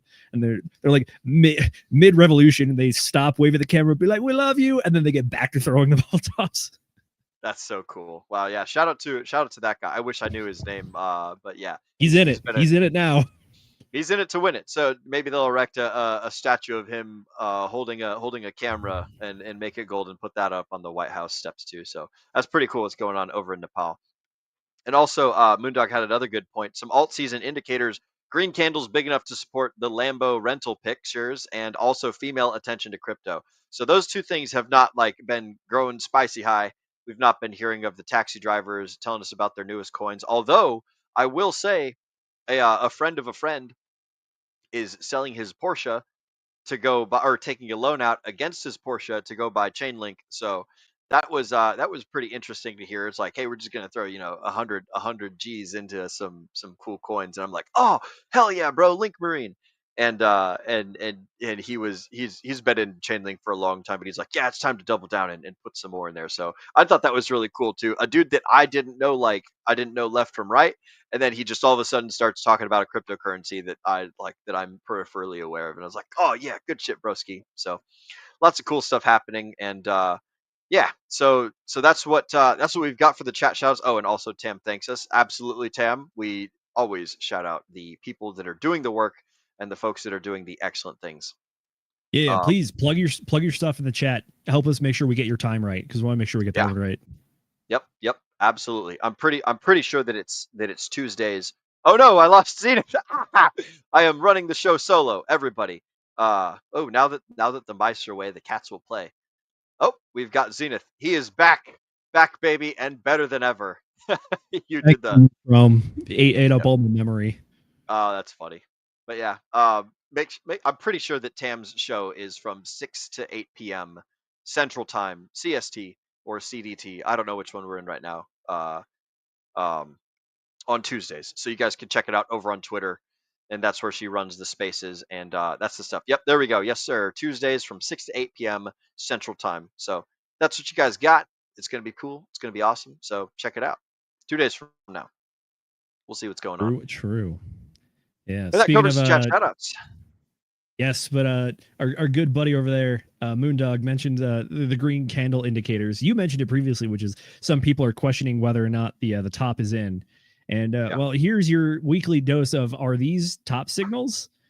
We have someone using the M2 money supply leading indicator to suggest that no, 200,000 Bitcoins right around the corner. And then we also even have our boy CZ coming in here saying that Bitcoin will hit $1 million this cycle, aka in 3 months. It's like that's a bold move, Mr. Chengpeng Zhao. Nothing quite like a 10x in 3 months for the highest liquidity fucking crypto asset. I suppose it's possible. Yeah. But, there you go. There's your weekly dose of, are these top signals? Well, we've talked about it in the past. When people start saying Bitcoin's going to $1 million, that might be one of them. I happen to think that CZ might just be a little hyperbolic here, but it's more normies. Yeah. And he's also got some street cred. He went to prison, right? Yeah, he did do that. Shout out to all the prison boys out there. That's pretty cool. Alrighty. Article number 2 of the evening. What do we have here? Michigan pushes ahead with a strategic crypto reserve bill. Bro, Michigan has taken crypto reserves. They're trying to. Very few have actually passed anything, but a lot of people are trying to. Well, Michigan, go for it. Like governmental agencies, not planets, estate planners. Shoot, businesses, everyone and their mother is starting their own little strategic reserves for Bitcoins or Ethereums or fart coins or whatever, So we've got. Oh, look, there we go. That's a fucking beautiful thing right there. Arizona, New Hampshire, Texas, and looks like Michigan is on the way. That's good. I'm glad that New Hampshire is up there. That's pretty cool. That's my state. New Hampshire, I mean, I don't think it's secretly kept, but it's this little bastion in New England surrounded by a bunch of very liberal states, but they are just like this haven of libertarianism and freedom up there. So it warms my heart to see. Yes, and I highly recommend you guys go visit New Hampshire. Not that you will see a whole lot of stuff because everyone keeps to themselves up there. They're very quiet and things. But I want to say it's June 25th is a festival called Pork Fest, which is short for the Porcupines, which is the libertarians. Like donkeys are Democrats, elephants are Republicans. The porcupine is the libertarian, and they have Pork Fest up there. I want to say it's Lancaster, New Hampshire, which is about 45 minutes away from where my house is up there. So like you guys can go check out New Hampshire, go see the Free State, go get some Bitcoin reserve, go buy some machine guns. Go you don't have to. It's the only state in the union you are not legally required to wear a seatbelt. So, Uncle Sam can't pull you over for not putting a piece of fabric on. You probably should, but they can't write you a ticket for it. So there are benefits to seatbelts for sure. Oh yeah, absolutely. No contest to that. But the fact that daddy government's not going to write you a fine for it. It's like, remember when everyone was getting pissed off because they're being forced to wear masks everywhere? That's when I first started getting red pilled about seatbelts. It's like, oh, well, you wear your seatbelt, don't you? The government tells you to do that, and I'm like, you're fucking right. The government tells me to do that. Fuck you, government. You can't tell me to do shit. I wear my seatbelt because I want to. They thought that they were making a good argument where you were like, oh, yes, I should wear the mask. Instead, Will goes, man, fuck those seatbelts. Yeah, fuck those seatbelts. I did a deep dive, man. Seatbelt laws are only in place because of insurance agencies not wanting to do payouts. And so they lobby and lobby and lobby to get the government to do the dirty work for them to basically write people tickets if they don't put their seatbelt on, which is like, it's just kind of it strikes me as dirty pool to force people to do something by recruiting the strong hand of the law, so that way you don't have to pay out insurance policies. All right, let's get back to Michigan here. Yes, back to Michigan. Michigan has taken the next steps for its Crypto Strategic Reserve Bill, which moved to a second reading on Thursday. Michigan House Bill 4087, which would allow the state to invest in crypto assets under specific conditions, has moved to a second reading and was referred to the Committee on Government Operations. I guess a little inside baseball here for you. Houses, everything differs based on your state, but the general structure is that you have your legislative body, like the House or whatever, but inside of that, there are committees. Bills originate in committees, get developed in committees, voted on in committees before being sent to the overall assembly. So this bill is in committee for a second reading, or basically refinement. So at this point, it's showing that it's got some legs, and people are looking to refine it, maybe debate it a little bit inside of the committee before giving it to everybody who's not on the committee.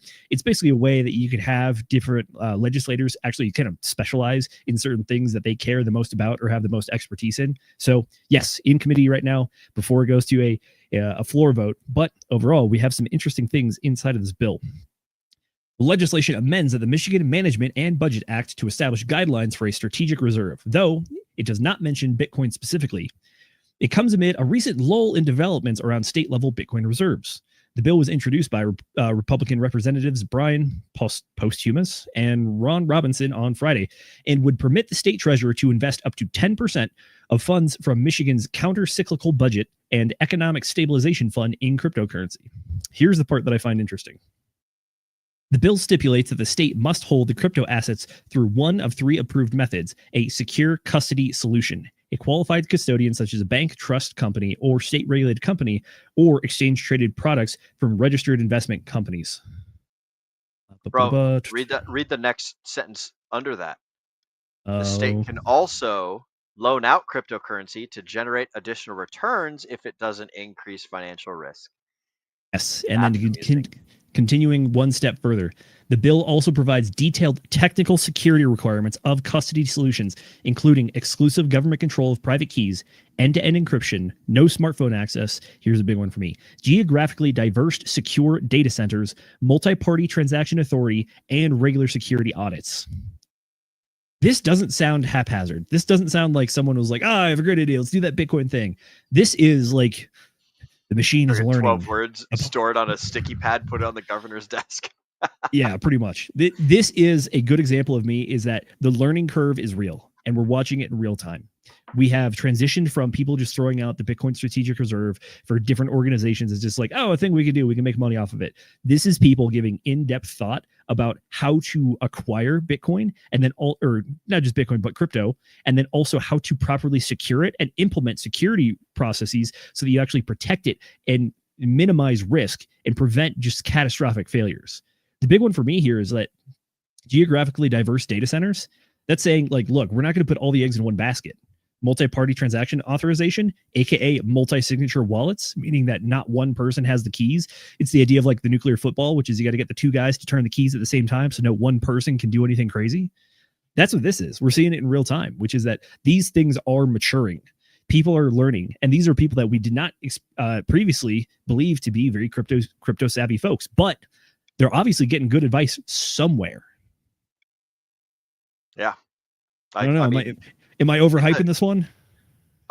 Possibly a little bit, but like it's better to overhype it than to underhype it. I would say, it's a safe bet to make that like we're happy that there's more thought being put into it, that they're not gonna fumble the bag probably, and also that they're learning from other people's mistakes. So, is it the coolest thing since sliced bread that Michigan's getting a Bitcoin strategic reserve by itself? No. But the fact that it's like being combined with all the other states doing it, it's one more drop in the bucket that pushes the scale in our favor. So I like that a lot, and I think that it's worth mentioning and worth recognizing. So good on you, Michigan State. Maybe they'll have enough money to fix the Flint water supply thing. So who knows?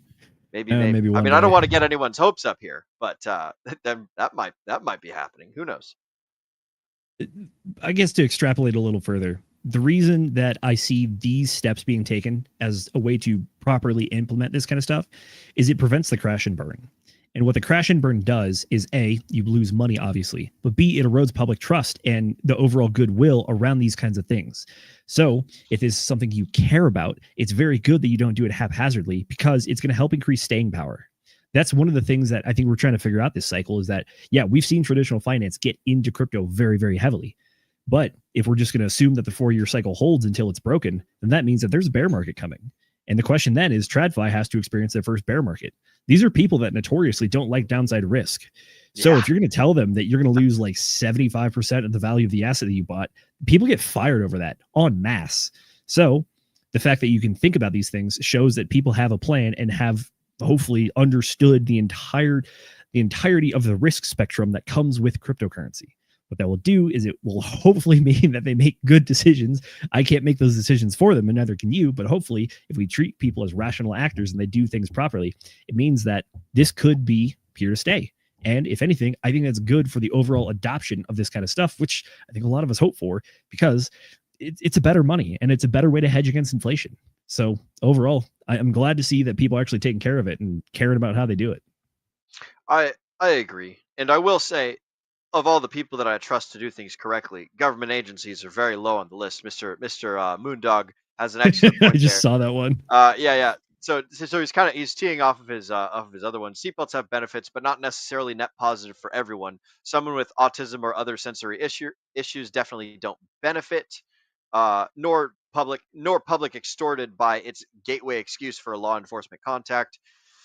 Because government employees are who should be trusted with security of public funds. I mean, technically, sure, but didn't Atlanta jails just get hacked by a foreign entity? There's all sorts of fun thing that goes on up at the government. So it's like, I'm happy to see them doing something that I think is good, but I'm also like hesitant to put any sort of power or authority or higher level of capability of doing things into the hands of government agencies and officials and things of that nature. So like there's definitely like a flip side to this coin as well, which is like, hey, if the government starts dabbling in Bitcoin, then congratulations, now the government has a thing that you're using to increase your power level. So now you're competing with the government in the same game, and hopefully they're buying your bags and pumping your stuff. But at the same token, they could also do what Germany did, and they could sell the lows, and they could do all sorts of crazy things. They could tax the citizens more to get more of this crazy, cool, awesome thing. So not only are they investing your money that they stole with taxpayer funds. They're now increasing their power to gain more wealth by buying these fancy awesome things, and then just becoming more and more powerful. So there's a flip side argument to be made for this. Like, I am excited that they're doing it because it's forward momentum in my general direction, but it's like it's not all just roses and wagging dog tails. There is serious considerations to be made on the flip side of the coin, and You're entirely correct. It's Yeah. when you're asking for public adoption of cryptocurrency, it's a bit of a monkey's paw, which is that wider spread It's a good adoption. analogy. I like that. What wider spread adoption does increase your use case because it means you have more people to transact with a more trusted form of payment. What it also does, here's the monkey's paw part, which is that you are also getting, like Will said, the U.S. government involved in this kind of stuff, and people that you are perhaps trying to not get involved in this stuff. But when you get to a certain level, those are the only size of players that can really make a market difference when it comes to that level of adoption. So yeah, there are trade-offs with this one. Like everything in economics, there's always trade-offs. Thank you, Thomas Sowell. But overall, look, I think it's a good thing. I know that, especially if you've only listened to this show, and then we have the counterpoints of Will versus myself, it probably sounds like I'm a bit of a shill for the regime, if you will. But the folks that know me, like Mr. Will, he knows that I am right there with him in the tinfoil hat libertarian side of arguments. But at the same time, I also try to be a balance point on the show to make it interesting, but also try to have a level of, I guess, a grain of salt with my takes, which is that I can hope for the libertarian utopia, but I think it's unrealistic to believe in such. And I think that history has shown us that stuff's never really going to happen. You can definitely incorporate libertarian ideals. Like that's part of the basis for Western civilization in and of itself. So when it comes to cryptocurrency, it's kind of like a necessary evil. If it's going to be in there, I like news stories like this, where I see that the government, who I have heavy doubts about, by the way, are actually doing things that look like they're taking it seriously and they're mitigating risks. I will say it. I think the Germany selling the 50,000 Bitcoin bag over the summer of 2024, that will go down as a legendary fumble. And that was because they procedurally had rules where any Bitcoin they seized, they had to sell within a certain amount of period. And it just happened that certain amount of period was at a big low in the summer. And they pretty much sold 50,000 Bitcoin for like $60,000 at the current trading prices. And they even caused a new low in the market for the summer. That's how big of a sell that was and how big of a blunder it was. It was amusing. It was quite amusing. And I'll back up your point about the libertarian pie in the sky ideals. The only way that you get a libertarian utopia is by forcing it, because like the libertarian ideal relies on everybody working awesome at all times, and the standard is people follow what strong people put in place, and strong people put in place things that benefit the strong people. And so like the only way that you get the libertarian ideal is you force it, which is antithetical to the libertarian ideal. So the next best thing is to become as powerful as you can as an individual. That way you can affect the things that are closest to you. And the more powerful you become, the bigger your ability to affect things further and further away from you. So that's how you get in the libertarian ideal.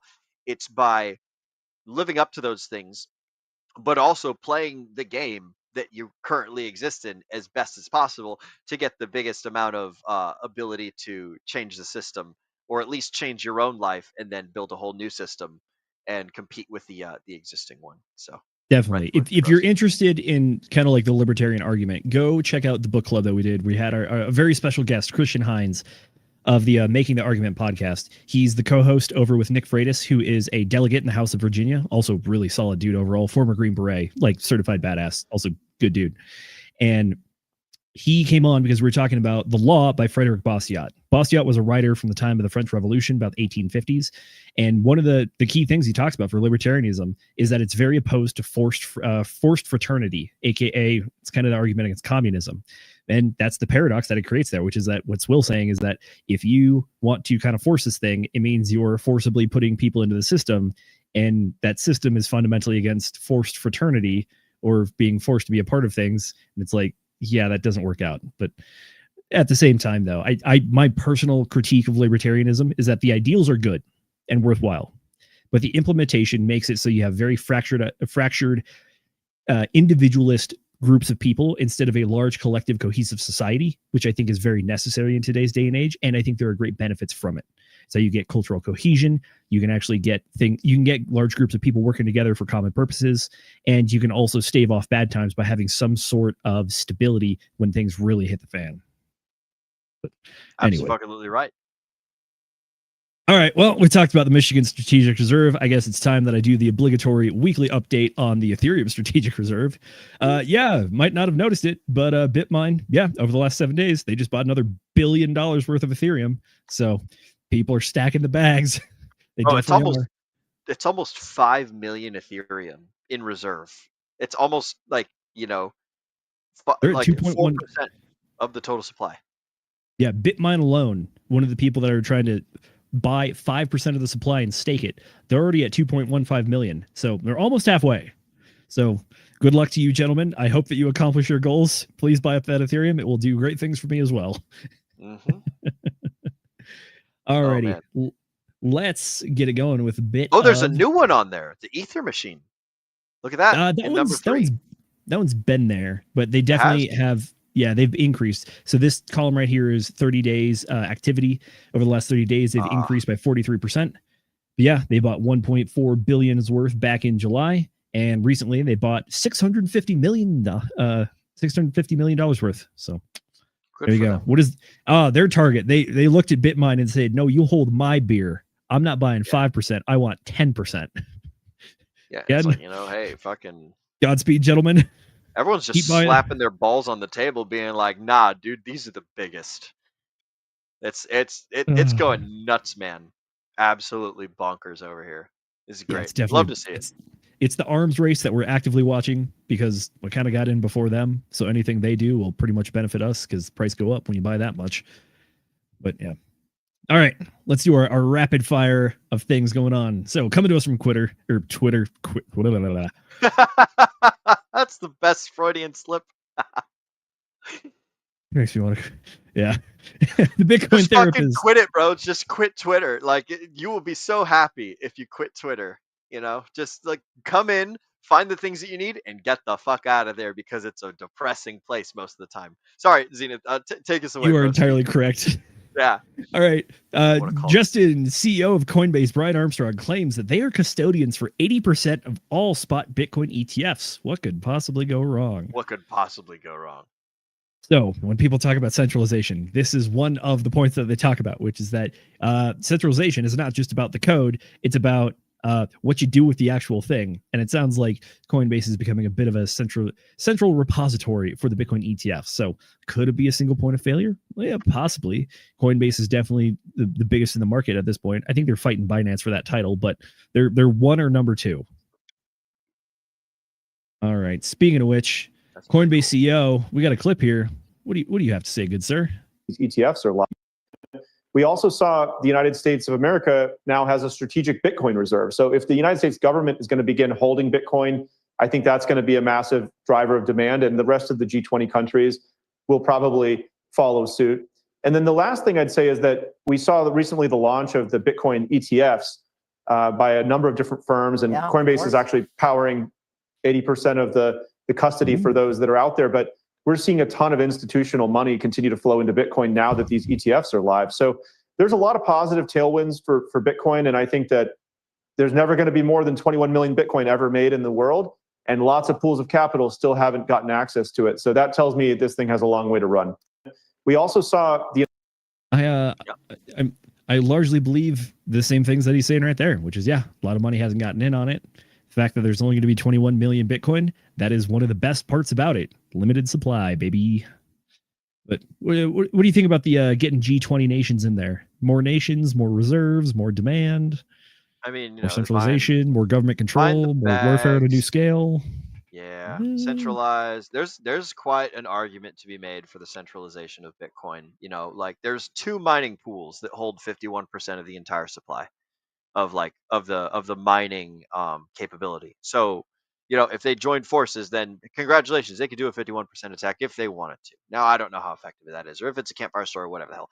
But the more big people buy the Bitcoin, the less of it that you can have. So if you want to have Bitcoin, you got to get it before they do. and you got to hold on to it for dear life until you decide that, you know, this thing just isn't what I want anymore. I want the other thing. I want bananas instead of Bitcoin. So I'm going to trade my Bitcoin for bananas. I don't really know, but I think that the race, the clock is ticking. The race to the large number of Bitcoins in the reserves has began. I would agree. That's why we're here to monitor the arms race, because as it stands, we've been paying attention to this for a while, so we have a good chance of benefiting from it. All right, Moondog, what you got? 80% control of approved contracts. Translation: Coinbase is as much of a non-US gov entity as DARPA run Facebook or the Fed. Yep. Hey, you know, that's an excellent point. Thank you for saying that, Moondog. I agree with that 110%. I remember there was a long time ago where Coinbase was offering the you could get direct deposit from your company straight onto Coinbase. Now I don't know if it ever happened. I never got a response email for it. But that was the thing they were offering a long time ago. And I think that Coinbase wants to eventually become a bank or something akin to a bank.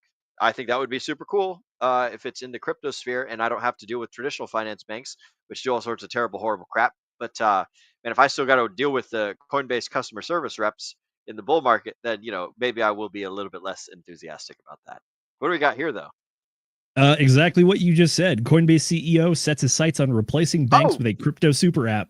Coinbase CEO Brian Armstrong has outlined plans to build the super app offering credit cards, payments, and Bitcoin rewards to rival traditional banks.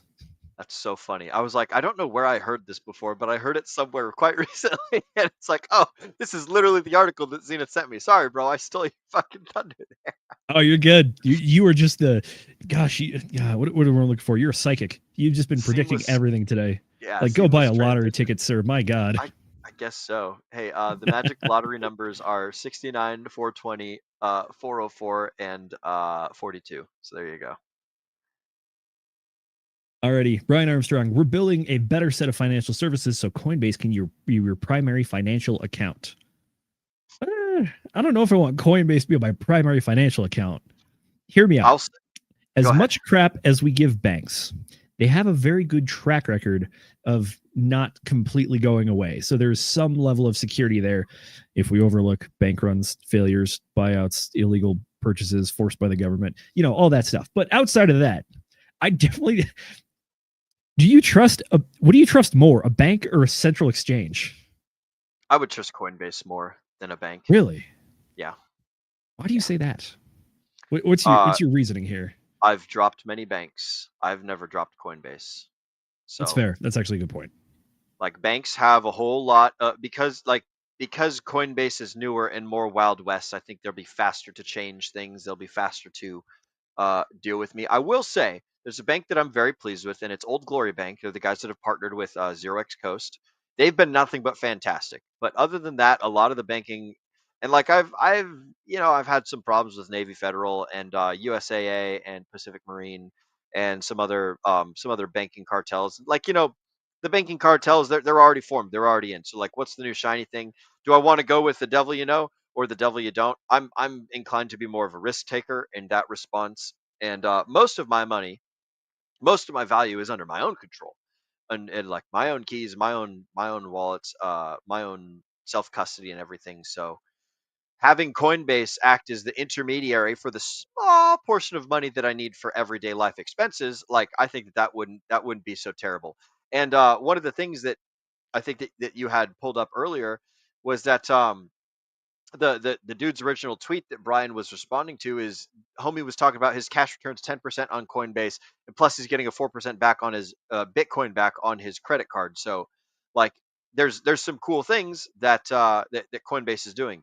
And I will say that if you guys get USDC and you put it on Coinbase, all you have to do is click an on button and it earns 5% APY. And that's it. Super simple. You're not beating inflation, but you're almost keeping up, you know? So it's better than if you put your money in a bank and you get like 0.02%. If you keep it in a savings account, you know. So very true. Very true. I don't know. Just some thoughts. Article goes on to actually talk about their 4% Bitcoin rewards card. All right, what's Moondog got for us? Well, he Both says wrong trust no one. answers. Yeah. Correct. There you go, sir. Well said. You know, I can't argue with that. Trust yourself instead, and even then, not always with the upside down smiley face. You can't trust anything. It's a look. We live in a giant quicksand pit, which I don't even know if quicksand is real. When I was a kid, that was like one of the things that I was the most terrified of. Is like, oh man, there's all these quicksand pits all over the world, and if I'm not careful, I might step into one.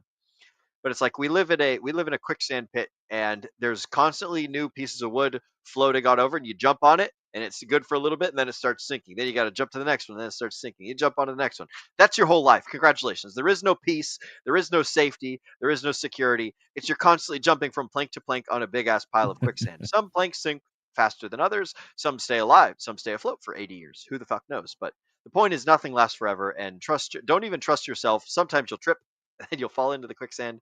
Who the hell knows? Mr. Hexagon Lost in Asia also says he sees where I'm coming from. He thinks that optionality of having bank and Coinbase is best this day until Coinbase ATM pops up in America. So that's pretty cool. And then Moondog counters with Coinbase turned off my accounts without explanation. So that is something that does happen. It hasn't happened to me yet. So it probably could happen to me. Who knows? If I keep giving you guys some hashtag cool truths here on DGen Roundtable, then perhaps my accounts will get turned off on Coinbase, but we'll see. Brian, I love you, so please don't shut off my accounts. That's all I got to say. What you got here, Zenith? Back to the article. Well, that's pretty much it for the article. It's just Coinbase says we want to be everything. If you remember, gosh, I think it was a little over a year ago when it was probably like 6 months after Elon Musk bought X, but he said that he wants X to become kind of like the one-stop shop for everything you'll ever need, including banking and transactional services. And it's like, I think people are more people are aspiring to do that. Out of all the people that could do it, Coinbase, I think, is a legitimate option. There's there seems to be a competition for digital finance controlling and layer one stuff. So we were talking before the show about Hyperliquid, and for those of you guys who haven't heard, Hyperliquid's it's its own decentralized exchange, and it's also a layer one thing where you can the decentralized exchange that you can also do perpetuals on. So like you can go and do shorts and longs and all that stuff, and it's a really cool system. And it's also like they've just started accepting USDC native over on, so like Circle is minting USDC native on Hyperliquid chain, but it's a DEX and it's a chain, and it's allowing people to do the gambling stuff. And Binance is looking to make one too, and Coinbase is looking to make their own little banky thing. So it looks like there's a lot of competition in the world of creating electronic money housing systems that give you a layer of sovereignty and also a layer of like risk, and to each your appetite. Go do as you please. But it's cool to see that there's more innovation happening in this space, and we'll see who's the first and best dressed and who does the biggest and best job here. But cool things are rolling out, and I enjoy it. True. All right, we got a few more I want to blast through. All right. The rumor mill is churning out something. We have breaking. Trump says tomorrow will be the biggest announcement medically in the history of the U.S. So something going on there, but there's also this one today. Okay. Yes, that is from Ash Crypto. You're usually pretty spot on the ball when it comes to things, so I like listening to them. Bitcoin therapist again. Massive political news coming for Bitcoin Tuesday that will reshape the trajectory of Bitcoin politics. This will be a defining moment. I did see a funny post or reply. It says nothing ever happens. Yep. So I like that one. But overall, let's see. This is the 30th post I've seen stating this major news is coming this week, and none of them have even had a hint of what that news is. If we aren't willing to believe the state what we know, why make the post? It only leads to believe that this post only because one saw a similar one. Yeah, that's an excellent point right there. Is like, the attention span of the American standard issue person is around about 8 seconds right now. So the odds that you remember this cool, good ass news, very slim. So if nothing happens, it's like, yeah, I never said that. But if something cool does happen, it's like, look at me with my prediction capabilities. You guys can trust me. Buy my course, join my Telegram, blah, blah, blah, pay me $5 a minute to do consultations, So it's like, If something happens, cool. If nothing happens, I mean, that's everyone's expectation. So when you see people doing this, it's like, oh, a campfire story, or oh, look at that, the priest is saying his public prayers and speaking from his soapbox, and like, do I believe it? Do I not believe it? You know, it's like, take it with a grain of salt, guys. If it gets you excited, it's meant to get you excited. No one ever says something exciting on accident. No one ever makes these fancy predictions to be like, oh, I just want the world to be a better place. It's like, no, come look at me. I'm Mr. Meeseeks. Look at me. You know, that's all that this is. It's a marketing campaign designed to elicit a feeling, and you know it's worked because here we are talking about it. So congratulations, Mr. Dennis Porter and Bitcoin Therapist. You guys have won. Now I'm all heated and everyone's excited. So I guess it worked. There you go. We wound up well. All right. Do I have high hopes for this? Not really. Is it something to look out for? Yeah, I'll keep an eye on it. See if we get anything. Yeah. If anything, it turns out to be something, and we have something cool to talk about next week. But that's neither here nor there. There we go. All righty. I forgot. We have one more Top Signal story that came in. Ralph Lauren's store in Miami is now accepting Ethereum and other crypto payments via BitPay. I shopped at that store, that Ralph Lauren store. I think that's where I bought my suit when I was hanging out with Josh and Brendan all those years ago. No, never mind. It was Blaine and Harmont. But yeah, Ralph Lauren. They're wait a minute. Ralph Lauren, that's the hat that the Proud Boys I think started wearing and they stole, right? That's the one with the little, I'm unfamiliar, the little crest thing. Oh man, I'm pretty sure it's Ralph Lauren. But yeah, I don't know. So anyways, keep scrolling. Some funny replies. Me and the boys if they start accepting Solana. Brand is also partnering with a Web3 community Pool Suite to release a co-branded NFT collection. All right, NFTs are not dead. To be ballin', you gotta be all in. There you go. That's a good one. Hell yeah. Yes. And to finish it off for our rapid fire here, I've something that would make some of the team members interested. Come to us from our buddy Crypto Coffee.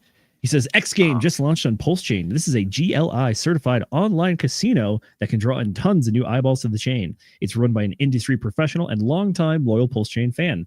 I don't gamble myself, but it's a huge industry and has massive onboarding potential. And they have a referral program. But yes, upon further investigation, it appears to exist. Is it ready to go? Not quite. It says coming soon if you hover over the play button. But the reason I brought it up, A, it's Crypto Coffee. We love the guy. He's got good stuff. A, or B, it's Pulse Chain News. Pulse Chain News is always welcome over here. And C, the thing that I mentioned about the team members that like this kind of stuff is it's the idea of don't play in the casino, own the casino. And, well, new casinos coming to Pulse Chain. Might be an opportunity for something like that. Hell yeah. By the way, we also do have more Pulse Chain news coming to us from Moondog. He says, massive GameFi news coming to Pulse Chain as soon as I'm done building it. Oh, nice. That's good. We like it when people build the things. Building projects is hard. So I tip my hat to anyone who does. And we'll be cheering you on, brother. Let us know if we can help out. I'm pretty sure Will and I would be happy to be some alpha or beta testers if you need something there. I've taken a quick little look here at MVS Crypto's Pulse Chain Weekly Monster Update. By the way, shout out to MVS Crypto for doing these cool things. Just kind of scrolling through. There's a workshop. There's a Hex Scout Hyperlane. That's pretty cool. Hex Scout's a pretty cool protocol. So Hex Scout has done some cool new things. There's some more stuff with the mailing campaign. They've done some updates. Liberty Swap Finance has more bridges where you can now go to Binance Base and Arbitrum with 0 fees. So that's pretty cool. There's a whole bunch of stuff going on with the validators. There's some more opportunity. There's even a Pulse Chain help desk stream that was led by Crypto Stylist and Prairie Banana. So that was pretty cool. They were helping new folks and things. And yeah, that's about it for the news in the Pulse Chain sphere. Just doing a quick little scroll through. So shout out to MVS Crypto and his super cool Pulse Chain newsletter that he sends out. I want to say it's every Tuesday or every Monday at midnight or something like that. But yeah, if you guys want to find out what's going on in crypto, go check out MVS Crypto on Twitter or X or Quitter if you want to remember the fun name. I'll have to clip that one. Yeah. It'll be a Fucking good short Twitter, to put out there. I like it. I like it. Yeah. Well, That's that pretty pretty cool. much that brings us to what we got today. I think we got a few last chats we want to hit before we get out of here. Yes. Let's see what we've got. So we've got Mr. Just Live has joined us. I just want to talk about limited tort laws. Will fucking lawyers. Ugh. I don't know what limited tort laws are. But yeah. A There you tort is legal speak for lawsuit, pretty much. Okay. Yeah. It's freaking ridiculous what they do over here. And then also Tam confirmed, just a repeat of this, Tuesdays from 6 to 8 p.m. Central Time. So there you guys go. That's when you can check out Tam's new to Pulse Chain stream things that she does over on Twitter, the X Spaces, I believe they're called. So there you go. Excellent. And that concludes the chat shoutouts. That concludes the news for the week. I guess we should tell the folks where they can find us and what we've got going on.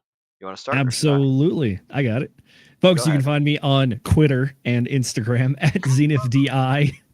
Follow me over there. I like to repost a lot of the stories that I'm looking into, and I get in people's replies every once in a while.